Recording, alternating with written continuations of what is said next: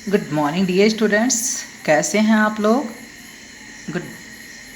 आशा करते हैं आप लोग ठीक होंगे और अपनी पढ़ाई भी जारी रखते होंगे।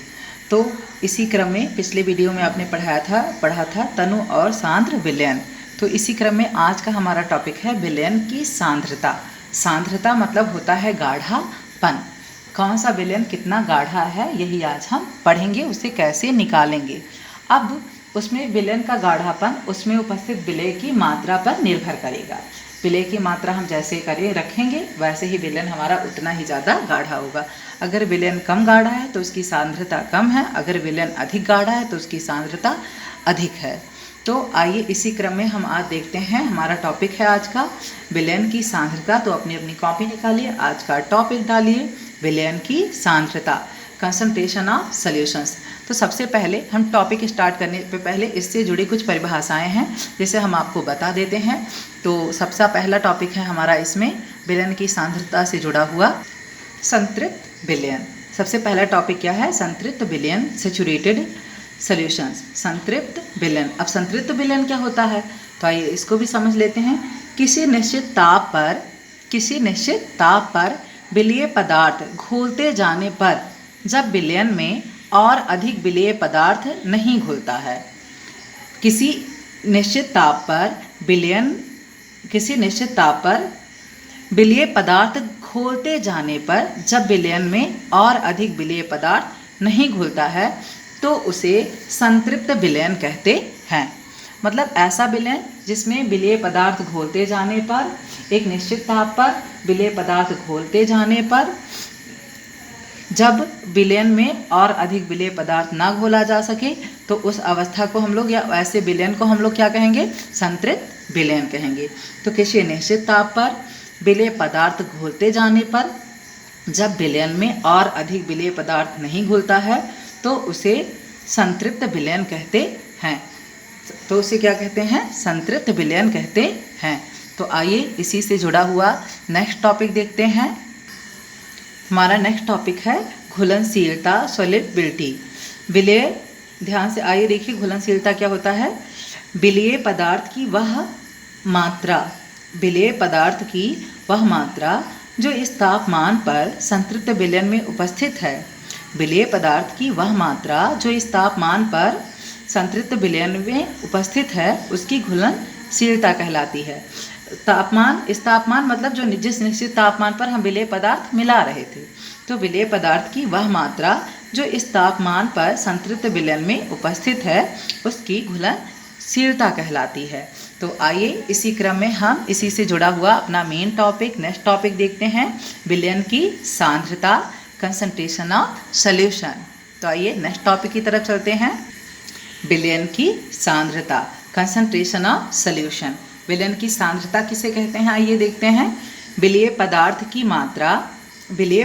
मात्रा जो विलयन में किसी दिए गए विलयन की मात्रा, विलेय पदार्थ की मात्रा जो विलयन के दिए गए विलयन की मात्रा अर्थात उसका द्रव्यमान या आयतन में उपस्थित हो उसे विलयन की सांद्रता कहते हैं। ध्यान से देखिए, विलेय पदार्थ की मात्रा जो विलयन के किसी दिए गए विलयन की मात्रा, विलेय पदार्थ की मात्रा जो विलयन के किसी दिए गए विलयन की मात्रा द्रव्यमान या आयतन में उपस्थित हो उसे विलयन की सांद्रता कहते हैं। विलयन की सांद्रता का सूत्र होता है, आप वैसे भी विलयन की सांद्रता कह सकते हैं कि विलयन में उपस्थित विलेय की मात्रा अर्थात उसका द्रव्यमान या आयतन ही विलयन की क्या कहलाती है? सांद्रता कहलाती है। आप इसे अपने शब्दों में भी बता सकते हैं कि विलयन में उपस्थित विलेय पदार्थ की मात्रा, उसका द्रव्यमान या आयतन उस विलयन की क्या कहलाती है? सांद्रता कहलाती है। तो विलयन की सांद्रता का हम सूत्र लिख सकते हैं। विलयन की सांद्रता का सूत्र होता है विलयन की सांद्रता बराबर विलेय पदार्थ का द्रव्यमान बटे विलयन का द्रव्यमान गुणे 100। विलयन की सांद्रता बराबर विलेय पदार्थ का द्रव्यमान बटे विलयन का द्रव्यमान गुणे 100। इसी क्रम में आइए देखते हैं विलयन की सांद्रता पर आधारित एक आंकिक प्रश्न हल करके आपको दिखा देते हैं। तो आइए हम आंकिक प्रश्न देखते हैं विलयन की सांद्रता पर आधारित। ध्यान से देखिए, ये है हमारे बिलियन की सांद्रता पर आधारित आंकिक प्रश्न। 1 बिलियन के 400 ग्राम विलायक जल में 1 बिलियन के 400 ग्राम विलायक जल में 50 ग्राम साधारण नमक विलेय है। 1 बिलियन के 400 ग्राम विलायक जल में 50 ग्राम साधारण नमक विलेय है। बिलियन की सांद्रता ज्ञात कीजिए। तो सबसे पहले आप सॉल्यूशंस बना लेंगे और क्या क्या क्वेश्चन में दिया गया है और क्या ज्ञात करना है ये लिख लेंगे। ध्यान से देखिए, ये बन गया हमारा सॉल्यूशन। और सबसे पहले क्वेश्चन में हमें क्या दिया गया था, विलेय और विलयन का द्रव्यमान दिया गया था और विलायक का द्रव्यमान दिया गया था और विलेय का द्रव्यमान दिया गया था। तो विलेय का द्रव्यमान जो है, नमक हमारा विलेय था और जल क्या था, विलायक। तो विलेय का द्रव्यमान कितना दिया गया था, 50 ग्राम। विलेय का द्रव्यमान कितना दिया गया था, 50 ग्राम। और विलायक का द्रव्यमान कितना दिया गया है, 400 ग्राम। विलेय का द्रव्यमान 50 ग्राम दिया गया और विलायक का द्रव्यमान 400 ग्राम दिया गया है। तो हम विलयन का द्रव्यमान निकाल सकते हैं। विलयन का द्रव्यमान बराबर क्या हो जाएगा, विलेय का द्रव्यमान प्लस विलायक का द्रव्यमान। विलयन का द्रव्यमान बराबर विलेय का द्रव्यमान प्लस विलायक का द्रव्यमान। तो विलेय का आइए मान रख देते हैं। विलेय का द्रव्यमान हमारा कितना है, 50 ग्राम प्लस विलायक का द्रव्यमान कितना है, 400 ग्राम। तो दोनों अगर हम ऐड कर लेंगे तो क्या हो जाएगा हमारा, 450 ग्राम। तो विलयन का द्रव्यमान हमें कितना मिल गया, 450 ग्राम। हम लोग सूत्र क्या जानते हैं विलयन की सांद्रता का, विलेय का द्रव्यमान बटे विलयन का द्रव्यमान गुणे 100। तब हमें विलयन का भी द्रव्यमान मिल गया है, विलेय का द्रव्यमान हमें 50 ग्राम मिल गया है और विलयन का द्रव्यमान कितना मिल गया है, 450 ग्राम। तो हमें क्या निकालना था, विलयन की सांद्रता। तो विलयन की सांद्रता इक्वल टू क्वेश्चन मार्क। अब हम विलयन की सांद्रता निकाल सकते हैं। तो आइए इसी क्रम में हम देखते हैं। विलयन की सांद्रता बराबर विलेय पदार्थ का द्रव्यमान बटे विलयन का द्रव्यमान गुणे 100। विलयन की सांद्रता बराबर विलेय पदार्थ का द्रव्यमान बटे विलयन का द्रव्यमान गुणे 100।